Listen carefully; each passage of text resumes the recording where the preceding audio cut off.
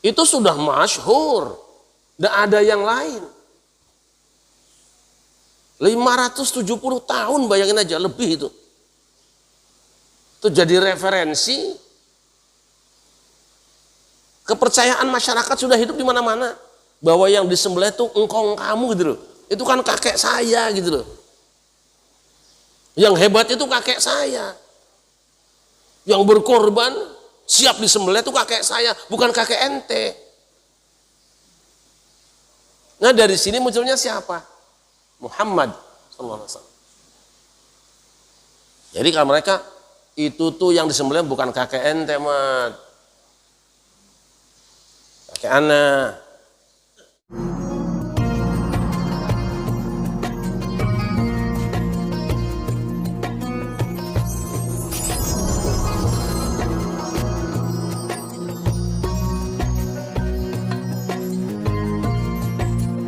أعوذ بالله من الشيطان الرجيم.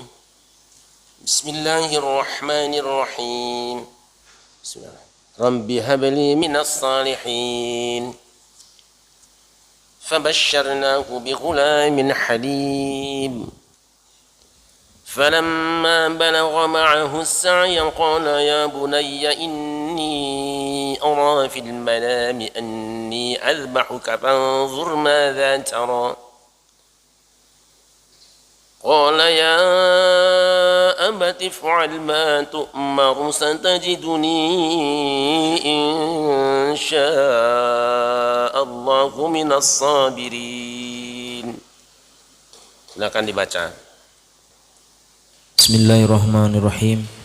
Ya Tuhanku, anugerahkanlah kepadaku seorang anak yang termasuk orang yang soleh, maka kami beri kabar gembira kepadanya dengan kelahiran seorang anak yang sabar, yaitu Ismail. Maka ketika anak itu sampai pada umur sanggup berusaha bersama Ibrahim, berkata, wahai anakku, sesungguhnya aku bermimpi bahwa aku menyembelihmu, maka pikirkanlah bagaimana pendapatmu. Anak itu menjawab, wahai ayahku, lakukanlah apa yang diperintahkan Allah kepadamu, insya Allah engkau akan mendapatiku termasuk orang yang sabar. Ya. Ayat ini berbicara tentang Nabiullah Ibrahim. Beliau berdoa kepada Allah, Rabbi habli minas salihin. Ya Tuhanku, berilah aku anak yang termasuk golongan orang soleh. Kalau gampangnya, ya Allah, aku minta anak soleh.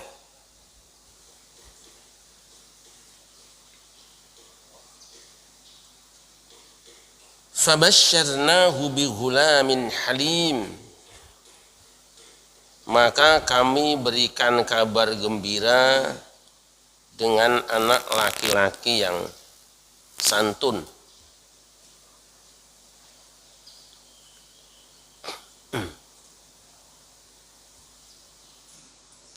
Berarti waktu itu Nabi Ibrahim belum punya anak. Lahirlah anak pertama,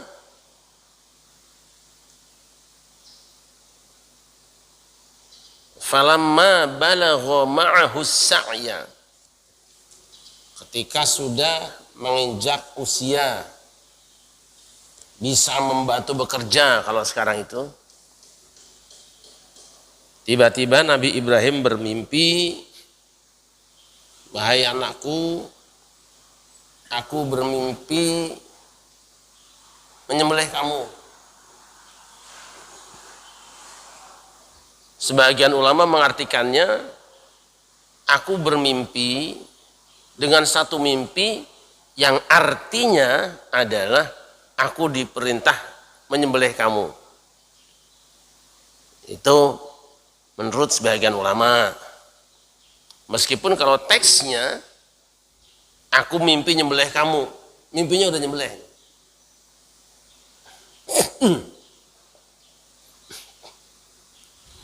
Fanzur madza tara. Coba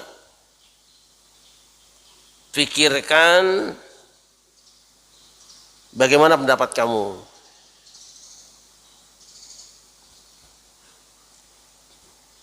Ini orang tua itu jangan mentang-mentang ya.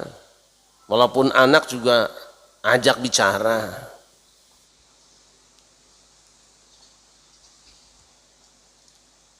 Apa jawaban Ismail? Jawaban anaknya, wahai ayah, kerjakan saja apa yang diperintahkan padamu. Insya Allah aku sabar kok. Nah, para ulama berbeda pendapat tentang siapa orang yang disembelih itu.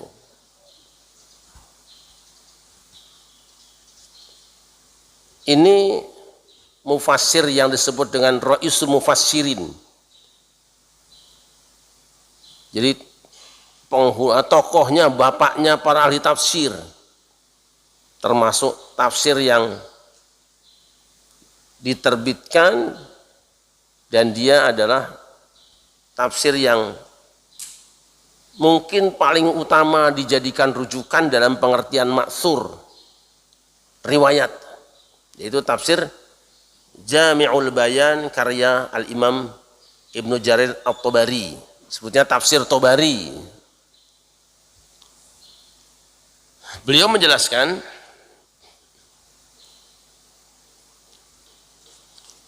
wa dzukira annal ghulama alladzi basyara Allahu bihi Ibrahim Ishaq.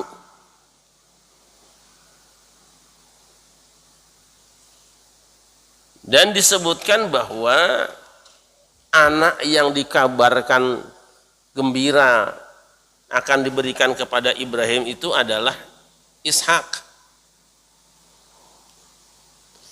Jadi anak yang disembelih itu adalah Ishak. Dirunutkan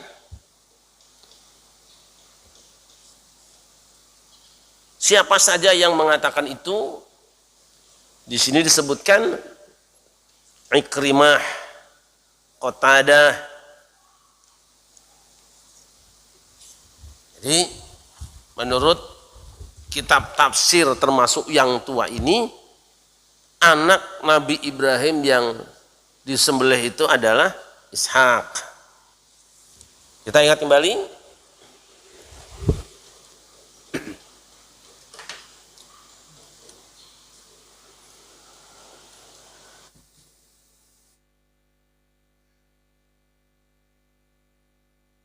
Ibrahim itu punya anak banyak, tapi di antaranya yang terkenal adalah Ismail dan Ishak. Ini dia. Menurut Ibnu Jarir, berdasarkan keterangan riwayat yang diambil dari salafnya, pendahulunya, yang disembelih itu adalah Ishak. Ini dia.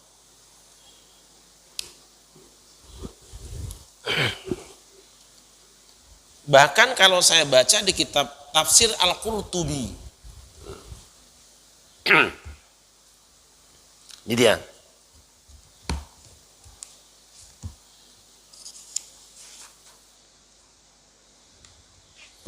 Wahtalafa ulama fil ma'mur bidzabhihi. Para ulama berbeda pendapat tentang orang yang disembelih, yang diperintah untuk disembelih. Faqala aktsaruhum, maka berkata siapa mayoritas ulama, qala itu bisa berarti berpendapat, dan mengatakan, para ulama, mayoritas ulama mengatakan az-zabihu Ishaq, yang disembelih itu Ishak. Wa mimman qala bidzalika Al-Abbas bin Abdul Muthalib bin Abdullah huwa sahih anhu. Di antara orang yang mengatakan bahwa yang disembelih itu adalah Ishaq adalah Abbas bin Abdul Muthalib, paman Nabi. Anaknya Abdullah bin Abbas juga. Dan itu yang sahih dari dia. Keterangan yang sah dari Abdullah bin Abbas.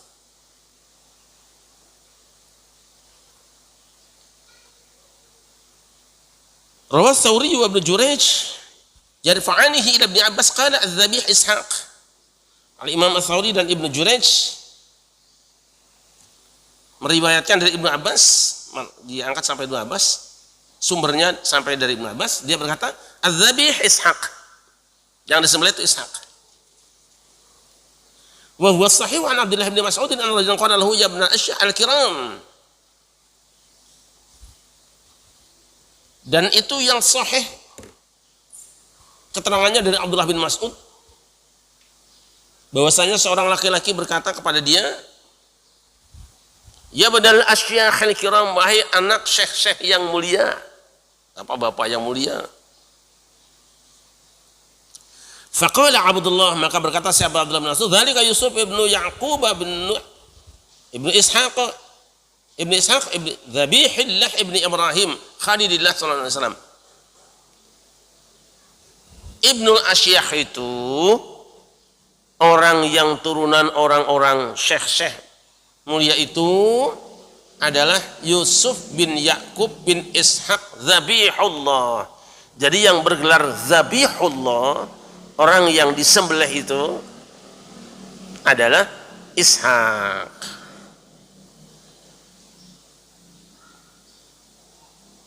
Dah banyak dalilnya dah. Ya.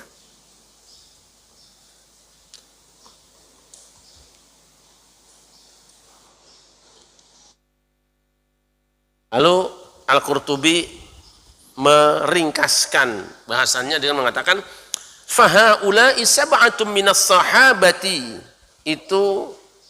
itulah 7 orang sahabat Nabi yang berpendapat bahwa yang disembelih itu adalah Ishaq. Wa qala bihi min at-tabi'in wa ghairihim al-Aqamah wa Sya'bi wa Mujahid wa Sa'id bin Jubair wa Abdul Ahbar wa Qatadah wa Mu'asir wa Ikrimah wa Al-Qasim ibn Abi Bazzah wa Atha wa Muqatil wa Abdurrahman bin Sabit wa Zuhri wa Suddi wa Abdullah bin Abi Al-Hudhail wa Malik bin Anas. Kullum qalu adz-dzabih Ishaq. Dan dari kalangan tabi'in yang berpendapat seperti itu, tabi'in dan lainnya ya, Al-Qamah, Asy-Sya'bi, Mujahid, Sa'id bin Jubair, Ka'ab Ahbar, Qatadah, Masruq, Ikrimah, Qasim bin Abi Bazzah, Atha, Muqatil, Abdurrahman bin Sabit, Az-Zuhri, As-Suddi, Abdullah bin Abi Al-Hudhail, dan Malik bin Anas. Kulluhum qalu, semua mereka mengatakan adz-dzabih Ishaq, yang disembelih itu Ishaq. Ini bukan ulama kecil-kecil ini. Wa alaihi ahlul kitabaini al-yahud wan nasara. Dan pendapat ini yang dipegangi oleh 2 ahlul kitab, yaitu Yahudi dan Nasrani. Wa ikhtarahu ghairu wahidin minhum an-Nahas wa at-Tabari wa ghairuhuma. Dan pendapat ini dipilih oleh bukan hanya seorang saja di antara ulama, di antaranya An-Nahas dan Tabari. Ini Tabari tadi. Lalu Al-Qurtubi mengatakan wa hadzal qaul akwa fi an-naqli 'anil nabiy sallallahu alaihi wasallam wa 'anis sahabati wat tabi'in. Dan pendapat ini lebih kuat sumber penukilannya, yaitu dari Nabi, sahabat dan tabi'in. Inilah pendapat yang kuat menurut Al-Imam Al-Qurtubi, bahwa yang disembelih itu Nabi Ishaq.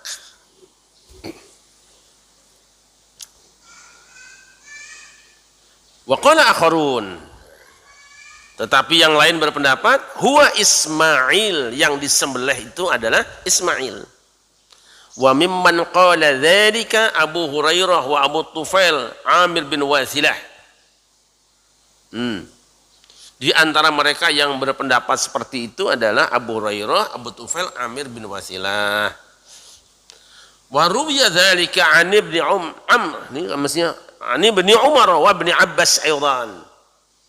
Dan itu diriwayatkan juga dari Ibnu Umar dan Ibnu Abbas juga. Wa minat tabi'ina Sa'id bin Musayyab wa Sya'bi wa Yusuf bin Mihran wa Mujahid wa Rabi' bin Anas wa Muhammad bin Ka'ab al-Quradi wa Likalbi wa Alqamah. Dan di antara tabi'in yang berpendapat bahwa yang disembelih itu Ismail adalah Sa'id bin Musayyab, Asy-Sya'bi, Yusuf bin Mihran dan Mujahid, Ar-Rabi' bin Anas dan Muhammad bin Ka'ab al-Quradi juga Al-Kalbi dan Alqamah. Tuh. Kalau dibahas-bahas panjang. Nah, ini persoalannya adalah mana yang benar. Kita kan termasuk orang yang kadang-kadang maksa baik kudu ketemu yang benar. Ya kan? Tapi fakta dalam kitab-kitab ulama terdahulu sejak dari zaman sahabat Nabi sudah ada yang berpendapat bahwa yang disembelih itu Ishak. Tapi sebahagian kecil berpendapat yang disembelih itu Ismail. Nah, kita mau ikut yang banyak apa yang sedikit? Kalau di voting yang menang yang mana? Ya, kita kan mau pilpres nih, yang menang yang banyak kan. Nah,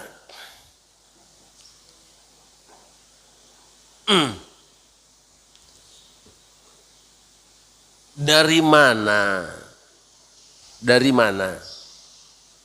orang berpendapat bahwa yang disembelih itu Ishak? Setelah diteliti, ternyata mereka diduga mengambil sumbernya dari kitab ini, Perjanjian Lama.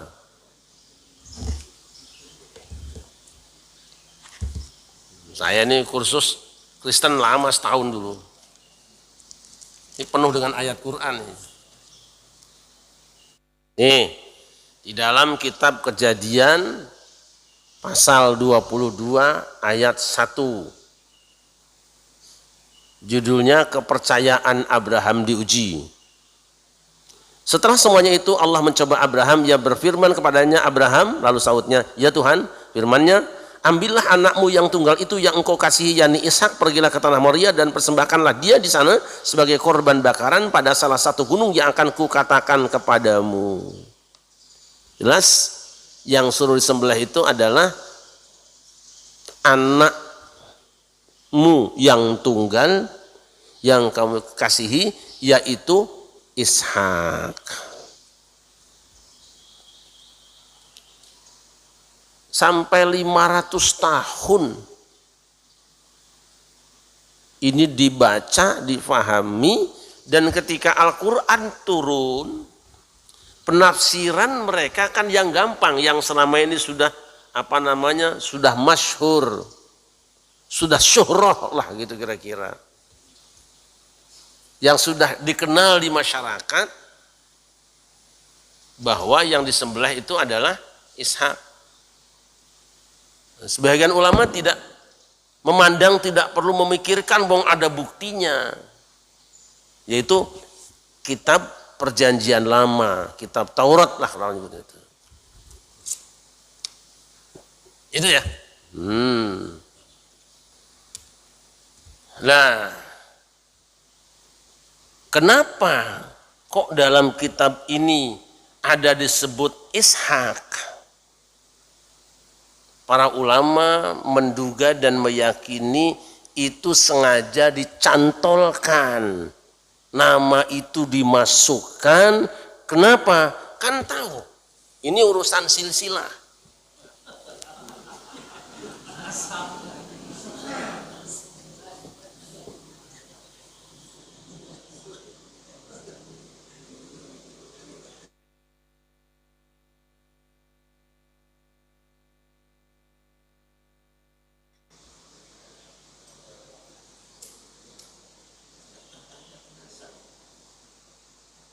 Ya nih. Jadi urusannya ini. Sebab nanti dari Ishak ini akan turun Bani Israel, dan dari Israel terbagi dua, Yahudi dan Nasrani. Nah, kitab ini adalah disusun oleh Yahudi dan Nasrani. Jadi dia kan engkong saya. Jelas ya? Itu sudah masyhur. Tidak ada yang lain. 570 tahun, bayangin aja, lebih itu. Itu jadi referensi. Kepercayaan masyarakat sudah hidup di mana-mana. Bahwa yang disembelih itu engkong kamu gitu loh. Itu kan kakek saya gitu loh. Yang hebat itu kakek saya. Yang berkorban, siap disembelih itu kakek saya, bukan kakek ente. Nah, dari sini munculnya siapa? Muhammad sallallahu alaihi wasallam. Jadi kalau mereka itu tuh yang disembelih bukan kakek ente, mat. Kakek ana.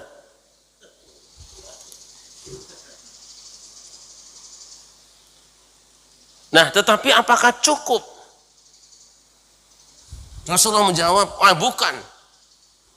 Itu yang betul ya, bukan itu. Bukan kakek kamu yang sembelih, bukan itu. Yang hebat itu bukan kakek kamu itu. Kamu itu nasabnya bukan ke dia kok. Apa cukup gitu aja? Nah, dianalisa oleh para ulama. Apa analisanya? Tolong diingat ya. Ini syuhrah dan istifadah. Wah, itu bahasa sekarang itu. Cerita bahwa Nabi Ishak yang disembelih itu sudah viral, diterima, hidup di tengah mayoritas umat manusia. Tiba-tiba, dan mohon maaf ya, kemasyhuran tadi diterima juga oleh para ulama karena tidak mau mengkritik. Muncullah kelompok belakangan yang mengkritisi ini, rasa-rasanya nggak pas.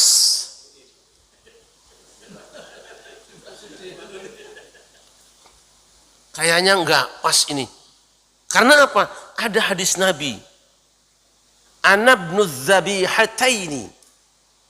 Aku adalah anak dua orang yang disembelih. Nah, dipikirkan di situ. Kok bisa ya? Karena ada hadis.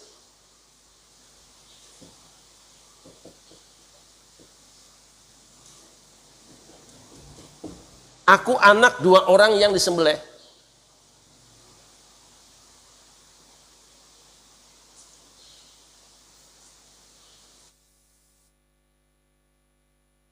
Siapa yang disembelih itu?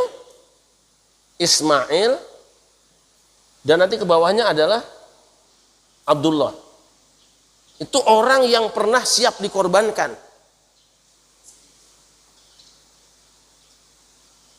Oh, ini jelas, ini Muhammad SAW. Bin Abdullah, binnya ke atasnya Ismail. Kalau bin Abdullah selesai, tetapi yang disembelih pertama siapa? Karena Rasul itu nasabnya sampai ke Nabi Ismail, maka otomatis yang disembelih adalah Ismail, sebab itu yang menurunkan beliau. Nasabnya nyambung ke beliau. Direnungkan para ulama, kok ya gimana ya? Ini faktanya di bukunya Yahudi, Ishak. Mayoritas ulama, sahabat Ishak. Tapi perlulah, mau sampai kapan masalah ini? Kita salah, silah nganggap silsilah orang. Muncullah para ulama, diantaranya Ibnu Katsir. Ibnu Katsir. Dicari celah-celahnya, karena ada sabda Nabi bahwa beliau turunan dua orang yang disembelih. Tapi gimana ya dalil yang ada selama ini tuh, argumennya kok ke situ? Ketemu oleh mereka. Quran sebenarnya telah menjelaskan. Dan Injil sendiri sudah mengakui. Ya kan? Pertama, hadis Nabi. Jelas ya. Dan di dalam Al-Quran juga sudah jelas. Tadi punten Qurannya mana, saya nunjukin ayatnya.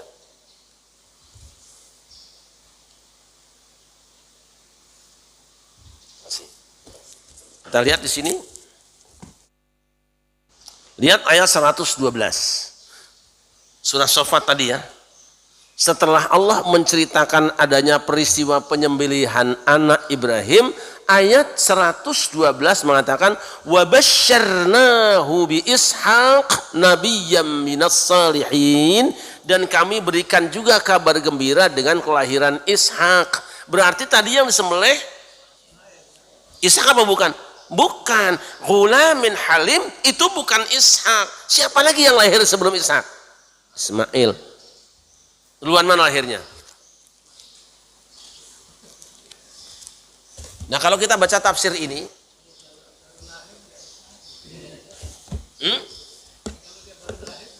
enggak, sekarang ini. Kan tadi abasyarna bi ghulamin halim. Kami gembirakan dengan anak yang santun, sembelih. Perintah sembelih. Setelah itu wabasyarna bi Ishaq. Kami berikan kabar gembira juga dengan Ishak. Berarti yang sembelih tadi siapa? Bukan Ishak.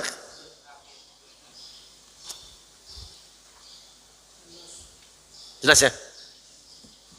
Wa basyarna bi Ishaq wa qala huna bi ghulamin halim dzalika qabla yatazawwaja Hajar wa qabla an yulada lahu Ismail wa laysa fil Qur'an annahu busyira biladin illa Ishaq. Jadinya apa? Bahwa menurut Al-Qurtubi ini yang disembelih itu adalah Ishak karena apa? Ghulamin halim itu qabla ayyata tazawwaja Hajar, sebelum Ibrahim menikahi Hajar. Istri pertamanya siapa?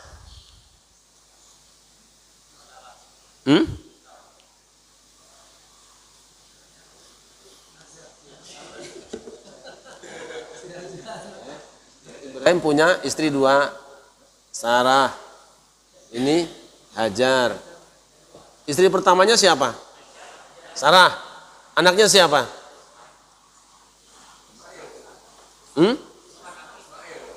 Anaknya siapa? Ishak. Istri kedua Hajar, anaknya Ismail.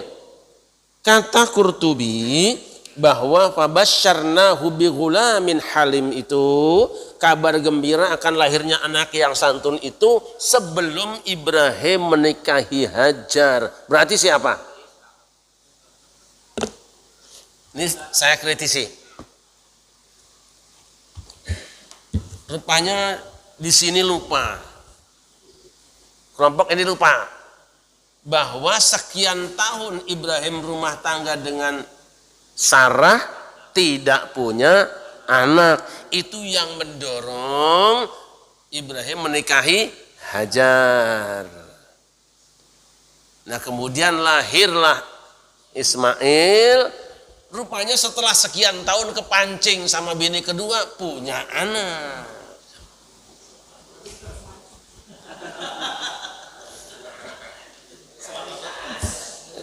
Berarti anak yang pertama siapa?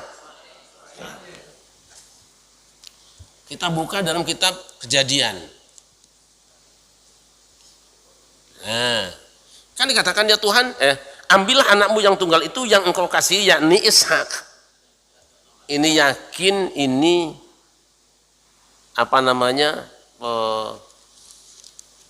pemutarbalikan fakta. Sebut anak tunggal berarti anaknya baru satu.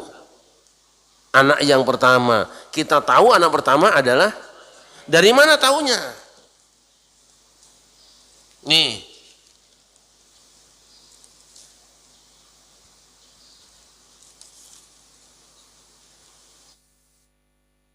Lalu Hajar melahirkan seorang anak laki-laki Abram, dan Abram menamai anak yang melahirkan Hagar itu Ismail. Abram berumur 86 tahun ketika Hagar melahirkan Ismail baginya.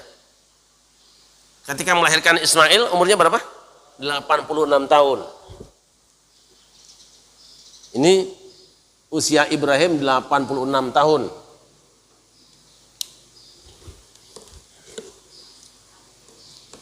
Itu dalam kitab Kejadian pasal 16 ayat 15. Nah, kapan Ishak lahir?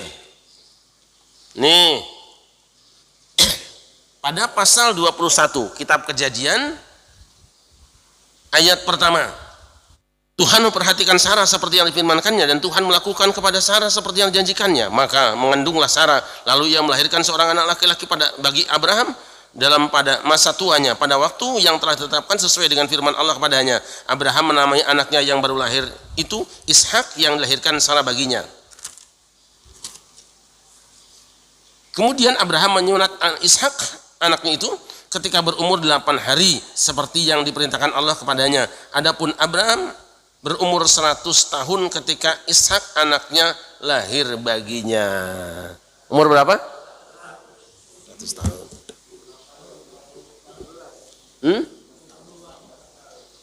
Ini umur Abraham 100 tahun. Bedanya berapa? Bedanya? Ngitungnya pada salah. Berapa tahun? Ngitung ini repot ya. 14 tahun. Falamma balagha ma'ahu sa'ya. Ini dia nih. 14 tahun itu sudah namanya sudah ghulam, sudah balagha sa'ya. Dalam bahasa Quran sudah disebut ghulam dan balagha sa'ya, sudah sampai saat bisa bekerja, usia 14 tahun, remaja. Jadi yang suruh disembelih itu remaja. Anak pertama sudah remaja. Berarti waktu itu anak pertama siapa? Ya sudah, ulama sekarang semuanya sepakat, belakangan sudah terima bahwa yang disembelih adalah Ismail, bukan Ishak. Nggak ribut. Apa sih? Kritik itu perlu. Jangan sampai kita salah menisbatkan sesuatu kepada yang bukan haknya.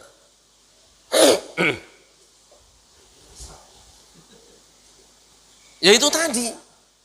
Kenapa kok berani-beraninya masukin silsilah Ishak, nama Ishak, nempelkan satu nama ke dalam cerita itu? Karena tahu mereka turunan Ishak, jadi bisa cerita, ini saya ini kan cucunya Ishak, cucunya yang disembelih. Padahal yang disembelih bukan Ishak. Begitu dibongkar seperti ini, orang tahu ternyata yang cucunya Ibrahim yang disembelih itu adalah Nabi Muhammad, karena yang disembelihnya adalah Ismail. Mereka kehilangan hujah. Tapi apa mereka ngikutin? Enggak juga, ngeyel. Para muhibbinnya Ishak itu kekeh. Tapi begitu hebatnya otak Yahudi, tega-teganya kitab suci disisipin. Apalagi kalau cuma silsilah saya, gampang banget lah. Jelas ya? Jadi kita jangan anti kritik, jangan juga ini kan sudah terkenal. Bukan urusan terkenal, masalahnya ada pendapat lain. Coba diuji. Jangan mentang-mentang sudah ramai, sudah terkenal di mana-mana ada, enggak cukup. Memang harus ada kritik, dan itu biasa saja ya, tidak masalah. Karena kita orang-orang yang memang cinta dengan ilmu. Kalau ada orang mengkritisi, buktikan kebenaranmu, tidak usah dengan marah-marah, tidak usah dengan menyerang pikiran orang. Kita juga jangan, masa sih, nggak usah masa-masaan.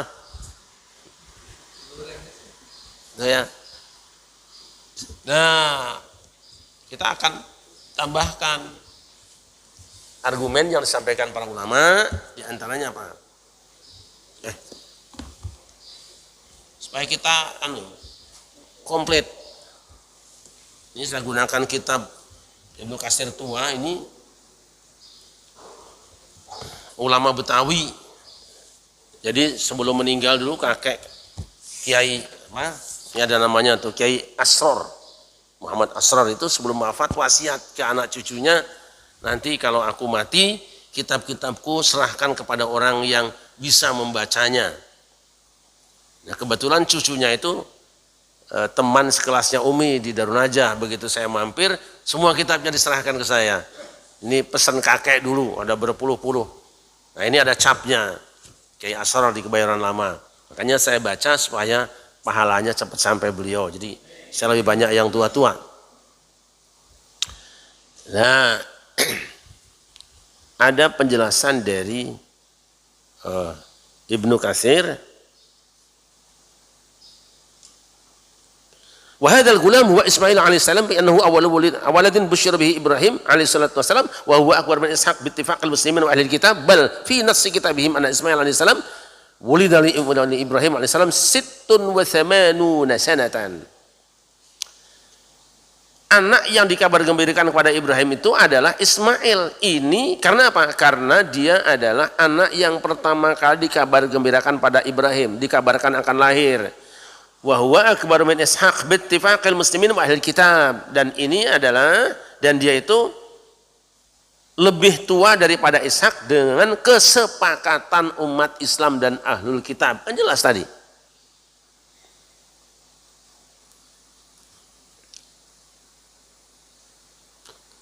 Karena apa?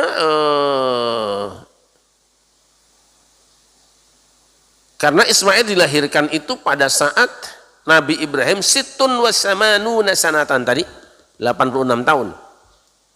Sedangkan Ishak dilahirkan ketika Ibrahim umurnya di sini 99 tahun.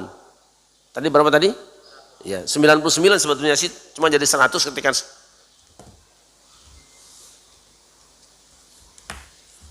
tadi. Ya ini pada apa namanya? Pasal 17 ayat 24. Abraham berumur 99 tahun ketika dikerat kulit khatannya. Oh ini sunat ini Maya, sunat. Benar tadi?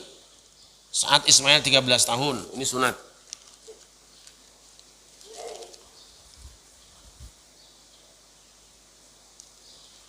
Ya 100 tahun, bukan 99, benar 100 tahun. Ini koreksi juga buat tafsir Ibnu Katsir, dia tulis 99 yang benar 100 tahun. Jadi Ibrahim umur 100 tahun lahir Nabi Ishak. Jadi itu wa inda man tabaraka ta'ala Ibrahim ayat bainahu wahidahu wa fi. Dan di dalam kitab mereka dikatakan bahwa Allah Subhanahu wa taala merintahkan Ibrahim untuk menyembelih anaknya wahidah, anak satu-satunya.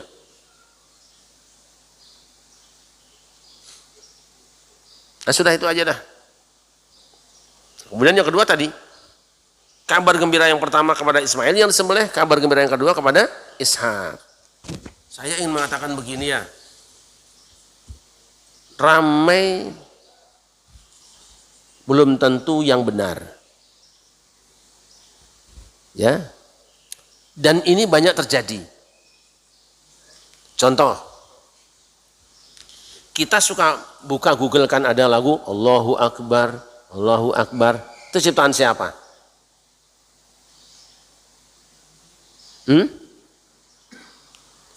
Yang masyhur itu ciptaannya Buya Hamka.